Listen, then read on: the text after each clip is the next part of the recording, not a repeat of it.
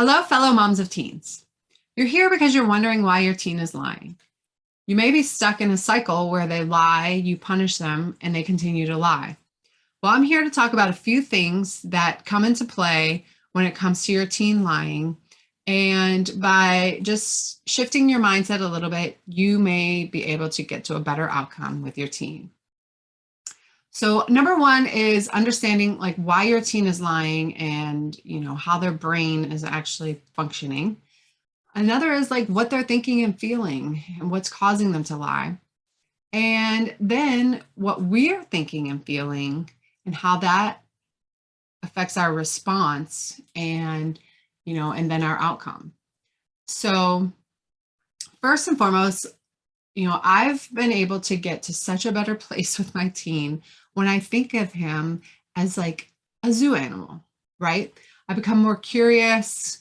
I understand that his brain doesn't function like mine. I know that, he's more impulsive, he's more aggressive. There's certain parts of the brain that aren't really functioning, which, allow him to access different parts of his brain at different times.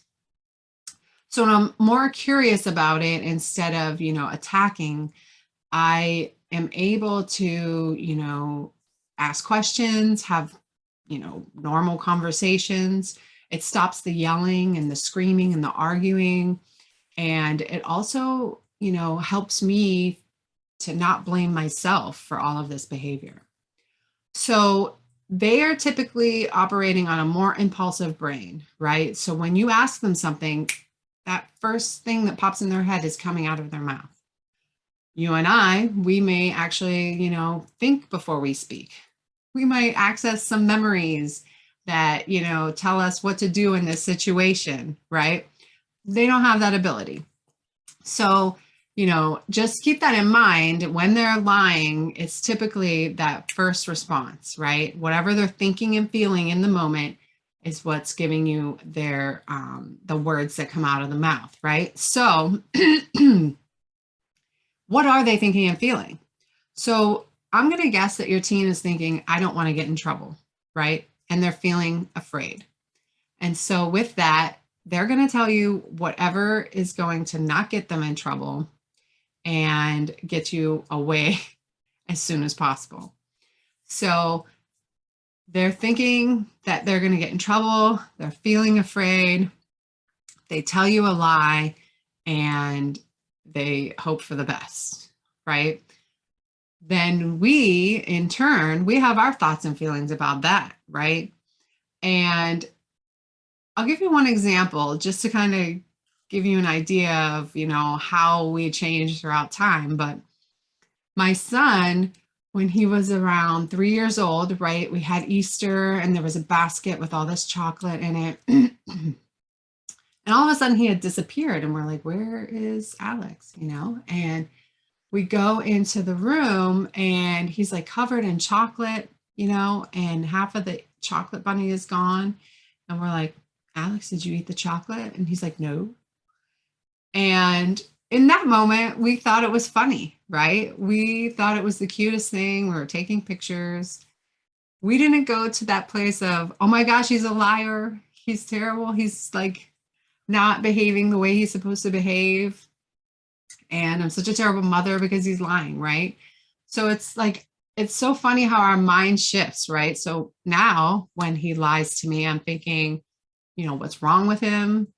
I'm definitely not taking pictures of her, but I'm wondering what's wrong with him? What did I do wrong? All of these thoughts, they shouldn't lie is the biggest one, right? And that comes along with the manual, what I talked about in the other video on the manual, and all of these things that we think that our teens should and shouldn't do, and our expectations, and how that really affects our relationship with them. So they shouldn't lie, and we're feeling disappointed, and then we're questioning them further. We're trying to dig deeper, get more lies out of them.